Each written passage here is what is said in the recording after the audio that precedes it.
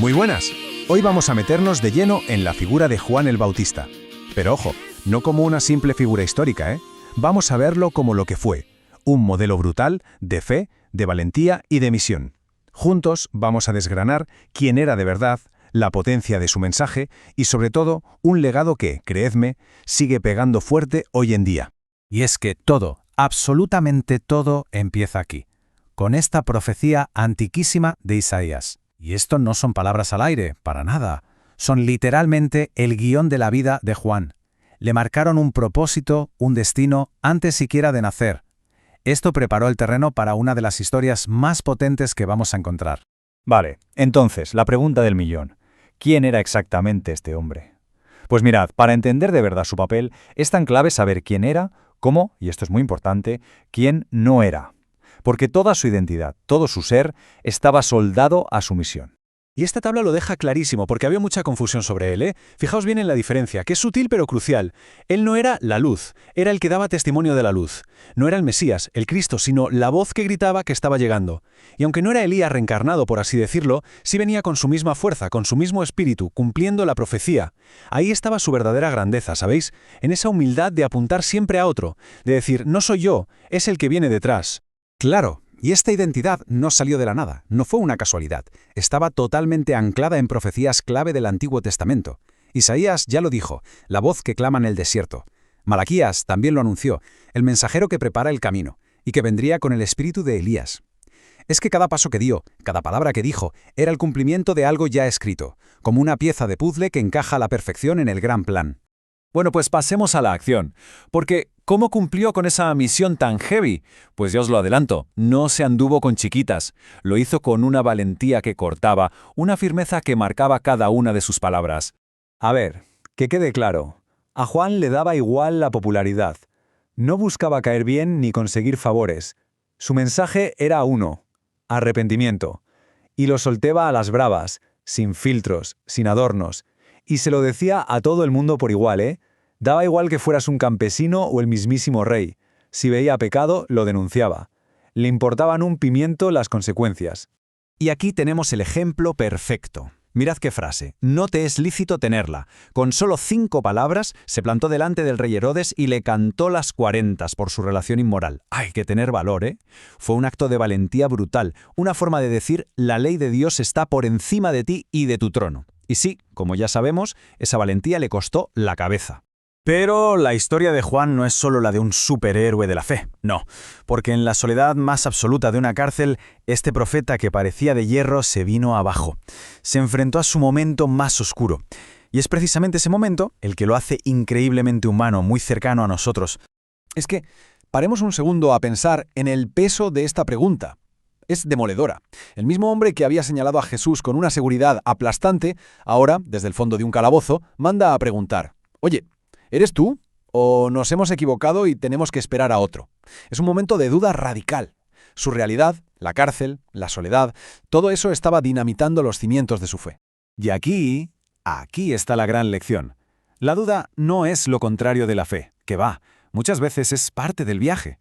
La fe más fuerte no es la que no duda nunca, sino la que, incluso en el pozo más oscuro, se atreve a preguntar, a buscar respuestas en Jesús. Juan nos enseña eso. Lleva tus dudas, tus miedos, directamente a la única fuente que puede darte luz. Y es justo de esa fe, una fe probada en la cárcel y forjada a base de valentía, de donde nace su increíble legado. Un legado que podemos decir que se apoya en 2 pilares gigantes. Y vamos a empezar por el primero, que es el corazón de su mensaje, la palabra clave de todo su ministerio: arrepentimiento. Juan no hablaba de un simple lo siento.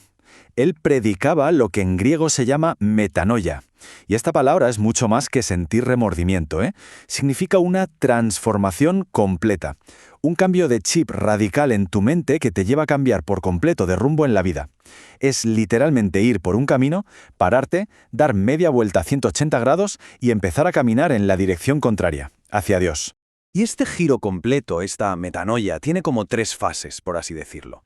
Primero, un lamento de verdad, un duelo genuino, no por las consecuencias, sino por haberle fallado a Dios. Segundo, un cambio de mentalidad, empezar a pensar como Él piensa. Y tercero, y esto es fundamental, que se note en las acciones.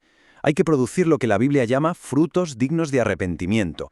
hechos que demuestren que el cambio es real, que no es solo de boquilla. Y aquí está el meollo de la cuestión. El mensaje de Juan era el de preparar el camino, ¿verdad? Pues el arrepentimiento genuino es justo eso, la puerta de entrada al Evangelio. Sin un corazón que esté dispuesto a cambiar, a dar esa media vuelta de la que hablábamos, el mensaje de la salvación simplemente no puede arraigar, se queda en la superficie. Y esto nos lleva de cabeza al segundo pilar de su legado. Y es que uno nace del otro, están conectados, porque cuando una persona vive esa metanoia, esa transformación tan bestia, el siguiente paso, casi inevitable, es lo que llamamos martureo, o sea, la acción de ser un testigo. Mirad qué curioso. La palabra griega para testificar, martureo, tiene la misma raíz que mártir. ¿Por qué?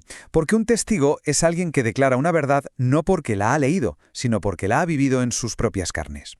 Imaginadlo, cuando alguien siente que le quitan un peso enorme de encima, el gozo, la gratitud, es que le sale de dentro un deseo imparable de contarlo, de compartir esa libertad. Claro que hay que ponerse en situación. Para la iglesia primitiva, para los primeros cristianos, ser un mártir, un testigo, no era un hobby de fin de semana, era una actividad de altísimo riesgo. Significaba muchas veces arriesgarlo todo, tus bienes, tu seguridad y hasta tu propia vida. Pero su convicción era tan fuerte que estaban dispuestos a pagar el precio que hiciera falta. Y esta frase de Pedro y Juan lo clava. Les acaban de amenazar, de prohibir que hablen más de Jesús. Y su respuesta es, es genial. No podemos dejar de decir lo que hemos visto y oído. O sea, es que nos es imposible callarnos. La experiencia que habían tenido era tan real, tan potente, que el miedo a la amenaza no podía competir con la necesidad de contarlo. Y esto, inevitablemente, nos lleva a una pregunta un poco incómoda, para que reflexionemos. Si uno de esos primeros cristianos, de los que se jugaban el cuello por dar testimonio, aterrizara hoy aquí y viera cómo vivimos y compartimos la fe, ¿qué nos diría? ¿Qué pensaría? ¿Vería esa misma pasión, esa misma urgencia, esa misma convicción? Al final, si nos quedamos con algo de la vida de Juan el Bautista, es esta verdad tan potente. Nos enseñó lo que es una valentía increíble, sí, pero también nos mostró una duda brutalmente honesta.